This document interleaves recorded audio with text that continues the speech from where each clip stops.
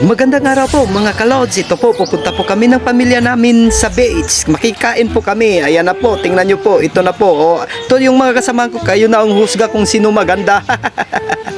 Ayan na po. Ito na po, pumasok na ako. Ayan o, tao. Daming tao, puro gutom naman. Gusto na kumain. Kasi gusto na nila kumain ng lechon. At yan, puro gutom yan.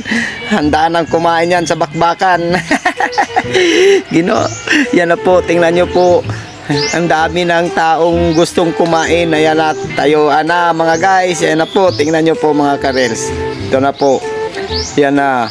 Binuksan na po ang pagkain para na po kakainin na siyempre. Ako nga gusto ko nang kumain. Gutom na ako. Lalo na po yung lechon, no? Tingnan nyo po mga karels. Tingnan nyo. Kaya na po, ang daming tao. Ayan, nag-aabang. Ayan na. Lahat po yan, puro gutom. Gusto na kumain. Kasi gusto po nila tumikim na. Yan na po kasi gutom na po talaga kami. Ayan na po mga kalods. Tingnan nyo po, ito po Chicken Joy. Ang dami pong pagkain. Ang sarap kainin pag hindi sa atin. Lalo na pag hindi luto natin, ang sarap-sarap tikman. Pag ating luto, parang hindi masyadong masarap. Kaya po ito po yung buong lechon. Tingnan nyo po, napakalaki po ng aming lechon. Wow, talagang aking lechon ha. Ayan po, tingnan nyo po. Ayan, pugita. Ayan na po, beef stick. Ay, nagkamali ako. Iskabitsi nga pala. Ayan na naman po. Ito, kinilaw na fish. Ayan po. At meron pang buong laking lechon. Ayan na. Buksan nyo ng lechon kasi tikman na natin yan. Ayan na po. Ayan na. Kumuha na po ng pinggan ang asawa ko kasi kanya-kanyang dala ng pinggan. Ayan na po. Sub-sub na.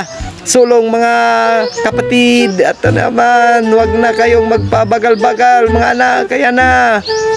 Yung asawa ko naiiya pa. Andyan pa sa kilid yung nakakulay pink. Ayan na. Ayan po. Dalawang anak ko na maliit. Ayan po. Sige na. At abanti na kayo. Baka maubusan kayo ng lechon. Masarap kumain ng lechon pag hindi sa atin. Wow. Ayan na po. Ang sarap ng lechon kainin. Lalo na pag pakunti-kunti lang. Kasi dalahiya. Pero pala ang kumain walang hiya. Ayan na po lahat po yan. Puro gutom. Buti na lang hindi patay gutom.